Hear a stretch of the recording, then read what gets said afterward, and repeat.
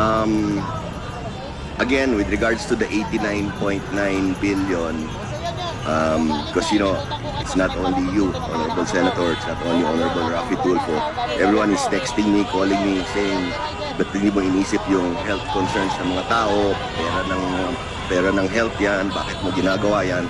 Again, I want to reiterate to this honorable committee and to everyone here in this room, I received a directive, which emanated from a cabinet meeting led by President Marcos, asking me to remit the 89.9 billion.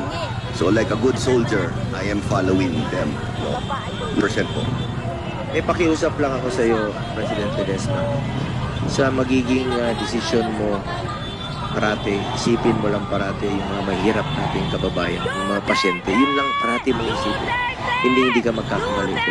Isaalang-alang mo parati yung kapakanan ng mga mahirap na pasyente na walang pambayad mo.